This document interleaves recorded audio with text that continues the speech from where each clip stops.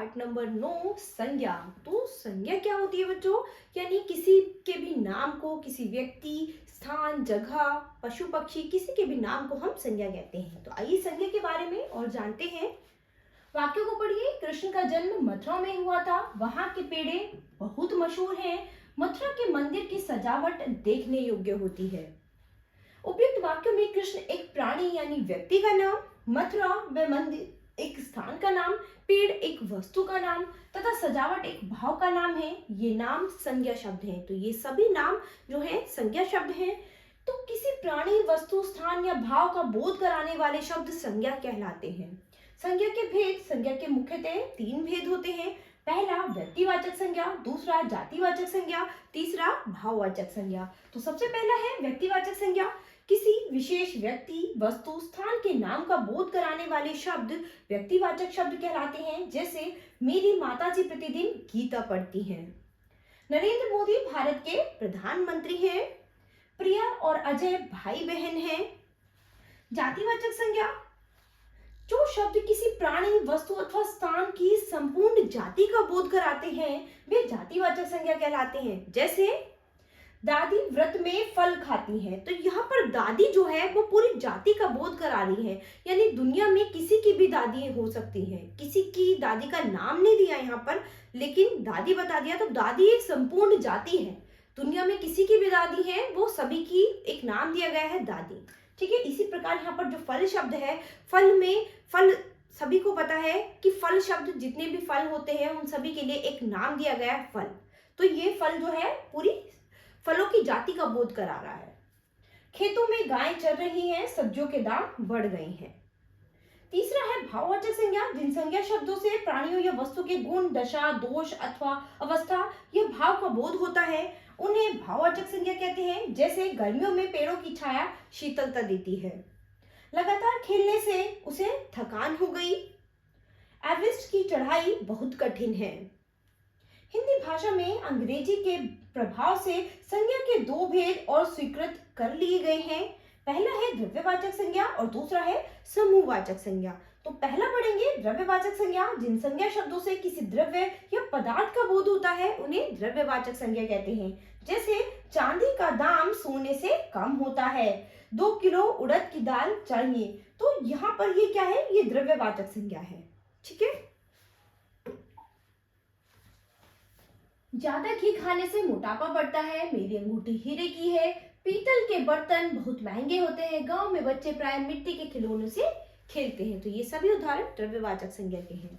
इसके बाद है समूहवाचक संज्ञा। जिन संज्ञा शब्दों से एक ही जाति के व्यक्तियों या वस्तु के समूह का बोध होता है उन्हें समूहवाचक संज्ञा कहते हैं। जैसे सड़क पर भीड़ जमा हो गई। तो भीड़ में क्या है? भीड़ में कोई एक व्यक्ति नहीं है, बहुत सारे व्यक्ति हैं। तो यानी भीड़ में बहुत सारे लोगों का एक समूह है, तो उसको एक नाम दिया गया है भीड़। तो यानी जहां पर किसी समूह की बात हो तो वहां पर क्या होगा?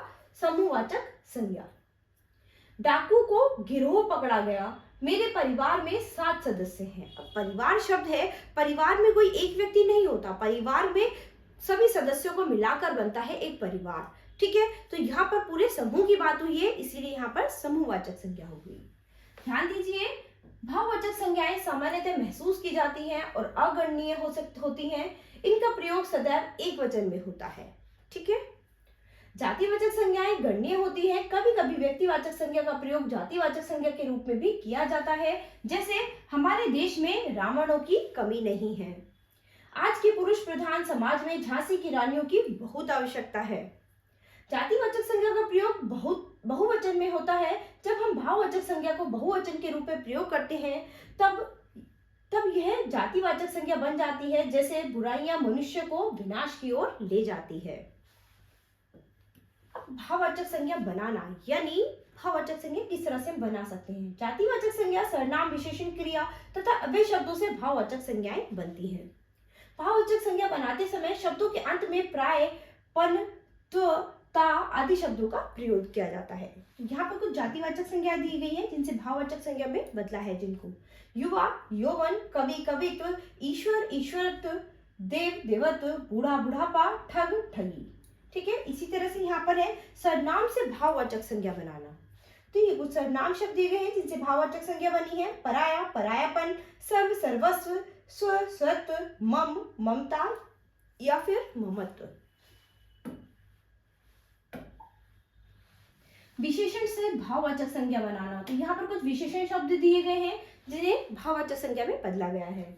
पंडित, पंडित्य, प्यासा, प्यास, सफेद, सफेदी, विद्वान, विद्वता, भयानक, भय, गरम, गर्मी।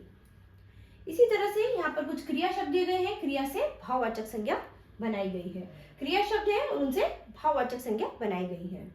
उतरना, उतराई, चढ़ना, चढ़ाई, पढ़ना, पढ़ाई, हारना, हार, जीतना, जीत, चलना, चाल, उड़ना, उड़ान। इसी तरह से यहाँ पर कुछ अव्यय शब्द दिए गए हैं, तो अव्यय से भाववाचक संज्ञा शब्द बनाए गए हैं।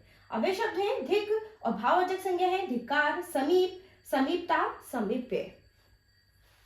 तो इस पाठ का आपको सार क्या मिला? तो आइए इस पाठ के सार को पढ़ेंगे। संसार में सजीव अथवा निर्जीव सभी वस्तुओं का नाम अवश्य होता है, यही नाम संज्ञा कहलाती है। यानी किसी भी चीज का जो एक हमने नाम दिया है उस नाम को हम संज्ञा कहते हैं। संज्ञा के मुख्य रूप से निम्नलिखित तीन भेद होते हैं: व्यक्तिवाचक संज्ञा, जातिवाचक संज्ञा और भाववाचक संज्ञा। भाववाचक संज्ञाएं सामान्यतः अगणनीय होती हैं, इन्हें केवल महसूस किया जा सकता है। भाववाचक संज्ञा का प्रयोग सदैव एक वचन में होता है। जातिवाचक संज्ञाएं गणनीय होती हैं, कभी कभी व्यक्तिवाचक संज्ञा का प्रयोग जातिवाचक संज्ञा के रूप में भी किया जाता है। जातिवाचक संज्ञा का प्रयोग बहुवचन में होता है। भाववाचक संज्ञा का प्रयोग बहुवचन में करने पर वह जातिवाचक संज्ञा बन जाती है। हिंदी भाषा में अंग्रेजी के प्रभाव से संज्ञा के दो और भेद स्वीकार किए गए हैं: द्रव्यवाचक संज्ञा तथा समूहवाचक संज्ञा। भाववाचक संज्ञाएं जातिवाचक संज्ञा, सर्वनाम, विशेषण, क्रिया तथा अव्यय से बनती हैं। तो बच्चों, यहाँ पर हमने संज्ञा के बारे में पढ़ा है, संज्ञा के भेद पढ़े हैं। तो आशा करती हूँ आपको बहुत अच्छे से समझ आए होंगे। तो बच्चों, अब हम अपनी नई क्लास में मिलेंगे अपने नए पाठ के साथ। धन्यवाद।